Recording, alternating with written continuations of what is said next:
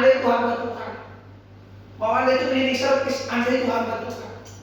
Mau Anda hanya tukang sapu, Anda itu hamba Tuhan. Jadi apapun pekerjaan Anda lakukan itu seperti untuk Tuhan, bukan untuk manusia.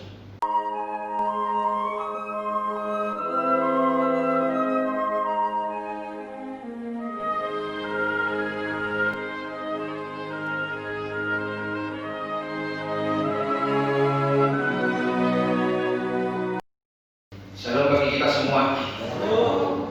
Bapak Ibu, saudara sekalian, pemuda-pemudi yang dikasihi Tuhan kita Yesus Kristus, menjadi nats khotbah pada minggu pagi bagi kita hari ini yang dari surat Rasul Paulus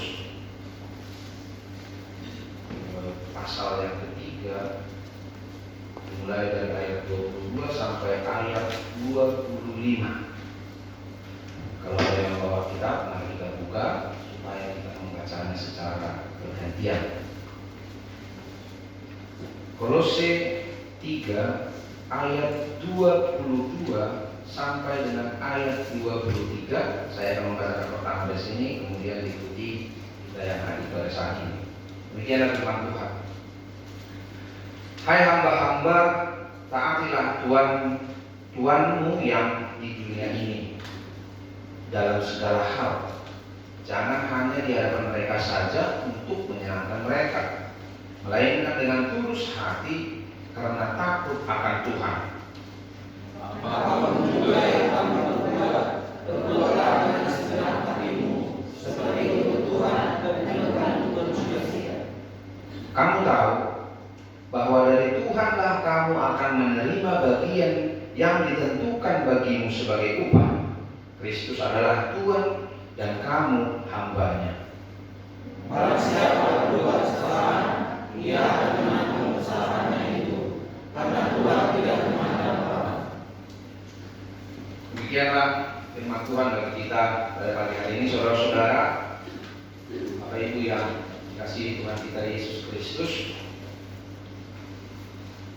Untuk mengawali khotbah ini, saya ada sebuah cerita yang saya baca, kisah tentang seorang pria bernama Bill Dudley.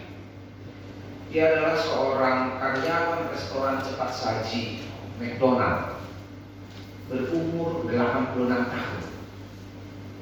Dia bekerja di McDonald di kota Mount Wales, Inggris. Jadi pekerjaan yang ditekuninya ini tidak lebih dari hanya membersihkan meja dan menyapa pelanggan. Saudara-saudara, pria 86 tahun bekerja di restoran cepat saji McDonald, dan pekerjaannya tidak lebih melap meja, membersihkan meja dan menyapa pelanggan. Saudara-saudara, setiap orang datang, selamat pagi Pak, silakan duduk. Orang pergi, lap meja. Tapi dia selalu senang, dia selalu gembira. Tidak hanya itu saja. Coba Anda bayangkan bahwa dalam tubuhnya pria berumur 86 tahun ini sudah tertanam alat pacu jantung, dan alat anti pencegah keram jantung. Tetapi tetap saja walaupun begitu, dia dengan senang hati melakukan pekerjaannya yang menurut ukuran dunia ini hanya hal-hal yang remeh-temeh. Kalau namanya apa pelanggan, oh sama, silakan dulu, itu saja. Setelah itu, terima kasih Pak, besok kan, silakan berkunjung kembali besok, tidak lebih. Di Pak nanti lututnya dia sudah dikasih penyangga. Kalau 6 tahun kan, kalau kita umur masih muda berjalan dari sini ke Bekasi juga masih kuat. Tapi kalau sudah umur 86 tahun dari sini ke simpang depan mungkin sudah sangat sulit. Tetapi tetap saja dia melakukan tugasnya itu benar baik. Dan bahkan asisten manajer dari McDonald itu mengatakan bahwa justru Bill Dudley ini adalah wajah bisnis dari McDonald ini. Dia menjadi karyawan tertua di seluruh Inggris, berumur 86 tahun. Tetapi banyak orang pelanggan-pelanggan yang senang melihat si Bill Dudley ini. Nah, saudara-saudara yang dikasihi Tuhan kita Yesus Kristus, memang banyak alasan untuk membuat seseorang atau membuat kita tetap bertahan di pekerjaan kita. Kita semua yang bekerja di mana saja mungkin memiliki berbagai alasan untuk tetap bertahan di tempat kita bekerja pada saat ini. Ya secara normal saja, kenapa kamu bertahan di situ? Wah, di sini gajinya gede, besar. Ya, normal saja, tidak masalah. Kamu kok bertahan di situ? Ya nggak apa-apa lah. Rumah saya dekat sini kantor, jadi nggak butuh angkot, nggak butuh apa. Saya tinggal jalan kaki saja. Saya tetap bertahan di sini. Kamu kok nggak pindah saja kerja? Ah enggak, saya bertahan di sini karena jenjang karir saya di sini bagus. Kalau di sana mungkin saya yang sebatas pimpinan unit, di sini saya bisa pimpinan cabang atau lebih tinggi lagi. Nah, ada banyak alasan-alasan bagi kita, bagi setiap orang untuk bertahan di dalam pekerjaan. Tetapi satu hal yang pasti dari banyak alasan tersebut, bahwa seseorang bertahan di dalam pekerjaannya adalah karena ia mencintai pekerjaan. Betapapun tidak mengenakan pekerjaan itu, betapapun seremeh-remehnya pekerjaan itu seperti berita-berita yang hanya untuk membersihkan meja makan setelah orang makan, yang hanya untuk menyapa pelanggan setiap mereka datang dan pulang. Tetapi ketika ia mencintai pekerjaannya, ia akan tetap bertahan di pekerjaannya tersebut. Nah, kuncinya adalah memang mencintai pekerjaan kita. Nah, saudara-saudara yang dikasihi Tuhan kita Yesus Kristus, ada perbedaan yang sangat mendasar antara melakukan apa yang kita cintai dengan mencintai apa yang kita lakukan. Jadi dua hal yang berbeda, walaupun agak mirip kalimat ini. Melakukan apa yang kita cintai dan mencintai apa yang kita lakukan. Kita terbiasa untuk melakukan apa yang kita cintai, tidak begitu sulit. Tetapi sebaliknya kita begitu sulit untuk mencintai apa yang kita lakukan. Kita begitu sulit untuk mencintai aktivitas kita, pekerjaan kita. Tetapi sangat gampang untuk melakukan apa yang kita cintai. Tidak sulit. Misalnya, Anda sangat hobi memancing. Ada yang hobi memancing ya? Kalau ada, kalau bahasa Batak dulu makai. Ketika kita biasa mancing, beta memancing, beta langsung kaki seribu. Ya karena kita mencintai apa yang kita lakukan, gitu. Tidak masalah. Ada yang hobi memasak. Kalau orang yang hobi memasak untuk apalah karena buruk di Bekasi, nah hobi mangroka. Kalau roh tujuh ini tosong sinak ado. Kalau tidak boleh baik bisa hati mahal. Kalau nama roka, jadi sulungan juga berkeran. Jadi hobi memasak itu. Ada hobi yang bersepeda. Ada misalnya kata hobi goes. Ada ya hobi sepeda ya. Apalagi sekarang ini mulai masa pandemi ini katanya sepeda, sampai di perusahaan Brompton Inggris itu harus stop karena dibeli orang Indonesia semua katanya. Itu harganya ratusan juta. Jadi dengan hobi manusia mampu mengeluarkan ratusan juta dengan apa yang dia cintai. Masuk sampai ke komunitas goes. Sampai ada orang tua yang bapak-bapak yang pecinta sepeda ini, dia hanya memperhatikan sepeda. Bangun pagi langsung ambil kemah, sepedanya saya sampai mengkilat. Baru berangkat kerja. Pulang kerja karena kau kali sepuluh istri ngawa ambil kemah, aku sudah sepeda. Sampai ada viral di Facebook, aku kan salah masih dari minggu ini, saya bukan mengarang-arang, ada di Facebook itu viral, bahkan masuk media berita nasional, seorang istri, kok kamu hati-hati mau kami, seorang istri menjual sepeda suami, dibantu di Facebook itu, dijual sepeda ini harga sekian, dijual karena sering ditinggal suami. Iya, saya tidak bohong. Karena apa? Ya memang dia melakukan apa yang dia cintai. Jadi tidak sulit bagi dia. Ada teman saya juga yang hobi memelihara burung. Kalau bahasa anak kilo.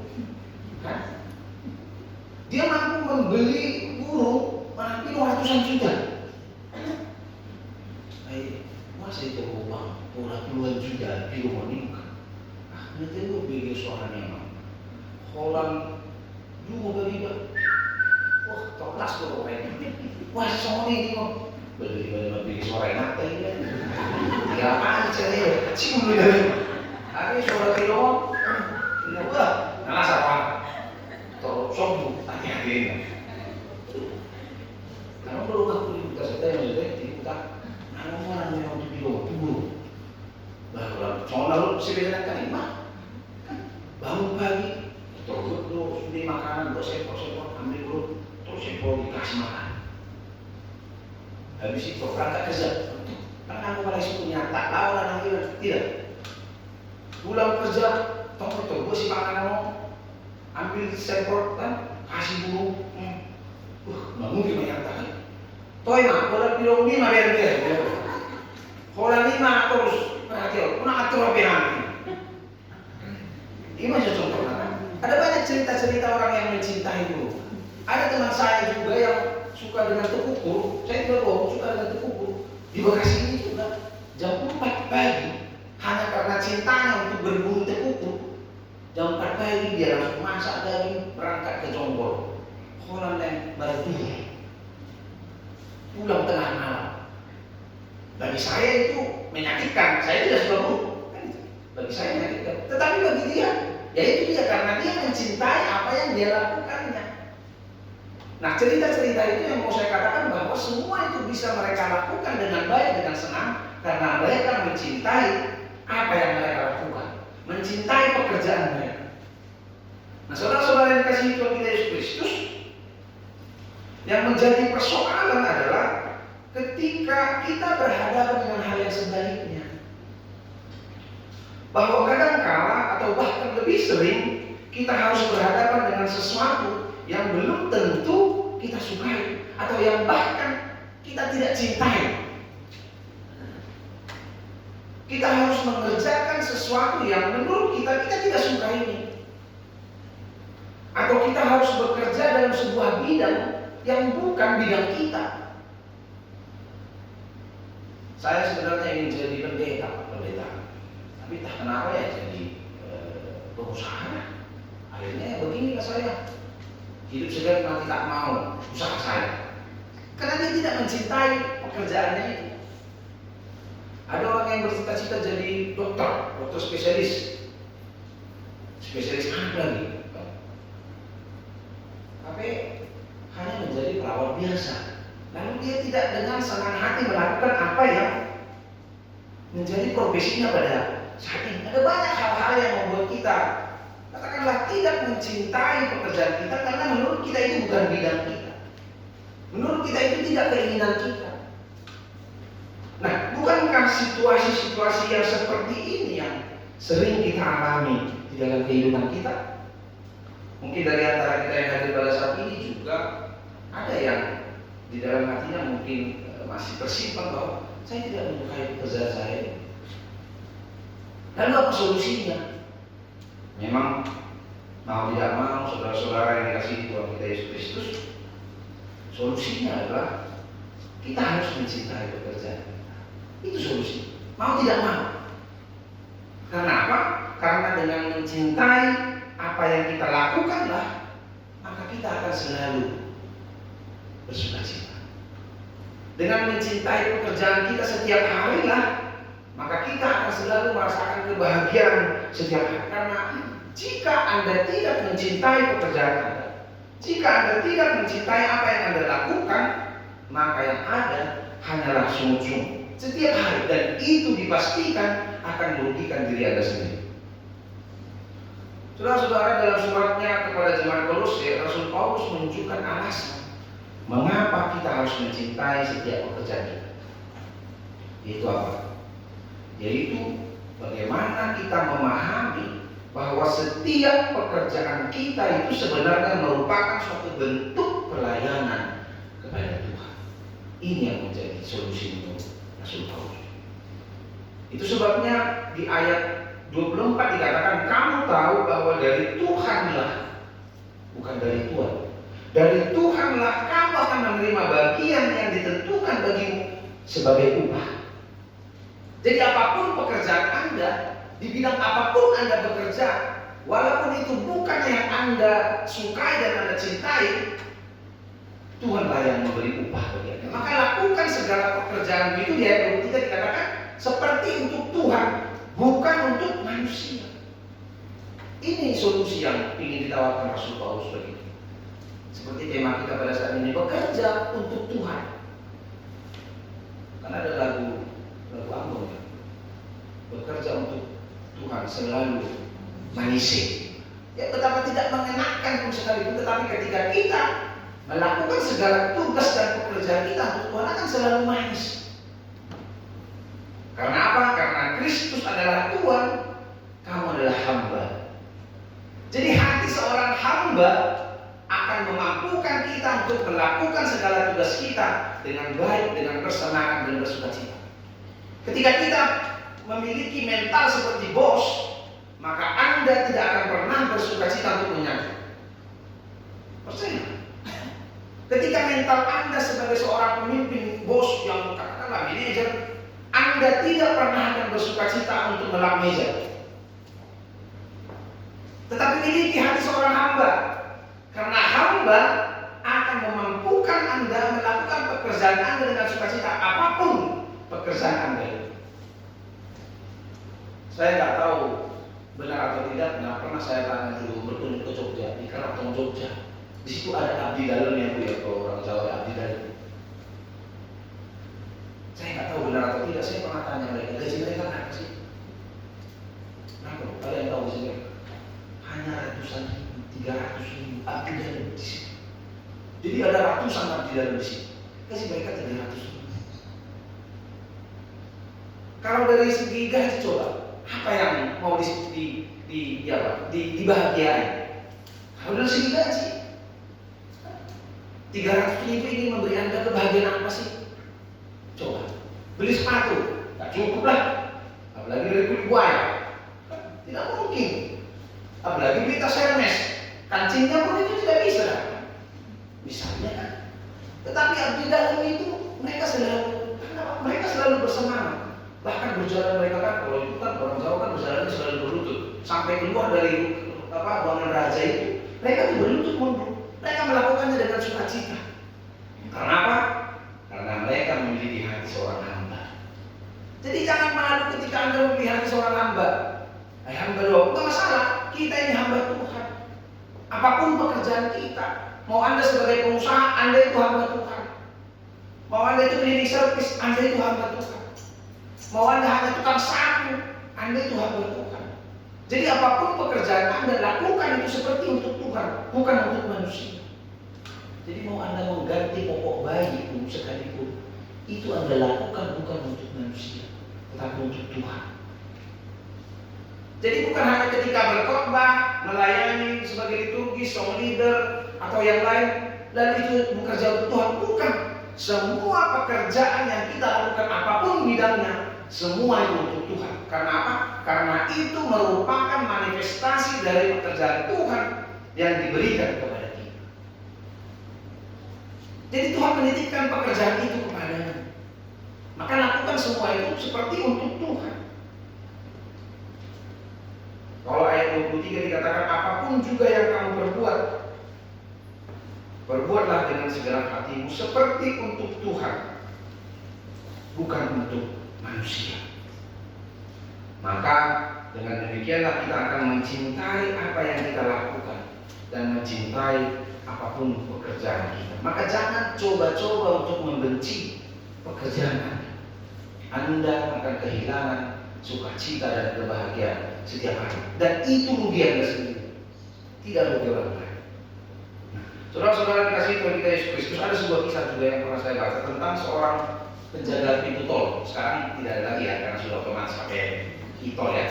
Dulu itu beberapa tahun yang lewat kan, masih belum lama ya, mungkin masih 5 tahun, 3 tahun terakhir ini yang waktu itu kalau ya. Itu kan ada pekerja ya, ada seorang kisah dari Bapak Sarjono. Dia memang menjaga itu toilet yang menerima dan mengembalikan duit. Nah, tetapi setiap ada orang lewat, ini kisah saya baca. Jadi Pak Sarjono ini selalu menyapa ini apa yang pengguna tol. Pagi bos, selamat pagi, mau mana kerja, selamat bekerja. Ya. Setiap mobil lewat kan, ada 1000 mobil lewat, 1000 kali dia mengucapkan. Selamat pagi Pak, selamat bekerja, semoga selamat. Selamat pagi Bu, silakan, semoga bekerja. Jadi ada seorang yang selalu lewat, dia heran melihat Pak Sarjono ini. Lalu pada suatu ketika si bapak yang pengguna tol ini dia berkunjung ke Pak Sarjono yang berbincang-bincang. Dia bertanya, Pak Sarjono kenapa Bapak begitu bersemangat menyapa seluruh pengguna tol? Bapak begitu bersemangat melakukan segala tugas Bapak, sementara tugas Bapak itu hanya penjaga tol saja. Lalu Pak Sarjono ini dia bercerita katanya, saya ini Pak kerja 8 jam sehari, 8 jam sehari di ruangan kecil yang berukuran 2 kali 1 meter, berapa? 2 meter kali 1 meter. Hanya di sini dia bekerja, duduk. 5 tahun bekerja pertama saya, dia sangat jenuh luar biasa. Tidak ada kawan berbicara. Kalau tidak berbicara, 8 jam. Kan maksudnya kan? 8 jam. Dia jenuh dan stres. Tapi lalu dia mulai, lalu untuk apa saya membenci pekerjaan saya begitu bisa? Nah mulai pada saat itu dia berusaha untuk menyenangkan dirinya dan syukur-syukur bisa menyenangkan orang lain dengan apa? Dengan itu tadi, menyapa semua orang yang lewat. Selamat pagi bos, selamat pagi Pak, silakan, selamat jalan. Syukur, itu menyenangkan saya katanya. Itu menyenangkan diri saya. Nah, kisah ini ingin mengajarkan kita bahwa bagaimana kita mencintai pekerjaan kita yang menurut kita pekerjaan itu begitu remeh, tetapi kita mampu dibuat bersukacita. Ini yang menjadi hal yang sangat penting bagi kita seperti ini. Bekerja untuk Tuhan. Maka standar moral tertinggi dalam bekerja adalah bekerja seperti untuk Tuhan, bukan untuk manusia. Maka menyadari bahwa melalui pekerjaan setiap hari yang kita kerjakan, bahwa itu merupakan pekerjaan Tuhan yang kita lakukan di dalam hidup kita, maka kita akan melakukannya dengan segenap hati. Jika kita bekerja sebagai karyawan seperti saya katakan tadi, kita bisa bekerja 8 jam, artinya dari jam 8 pagi sampai jam 5 sore. Artinya kita menghabiskan 67% waktu kita untuk bekerja. 67%. Mulai dari itu kamu belum sadari, mau begitu persen mah di gereja kamu hanya 33% Anda bermain untuk anak, bermain bersama istri, jalan-jalan di rumah, hanya 37%. 37% itu Anda lakukan di tempat bekerja. Nah, yang menjadi pertanyaan, bagaimana sikap Anda bekerja? Apakah kita menganggap bahwa seluruh aspek kehidupan kita itu dan pekerjaan itu sebagai ibadah kepada Tuhan atau tidak? Itu akan menentukan kualitas kita bagaimana kita bekerja. Apakah Anda bekerja dengan bersungguh-sungguh atau dengan segenap hati?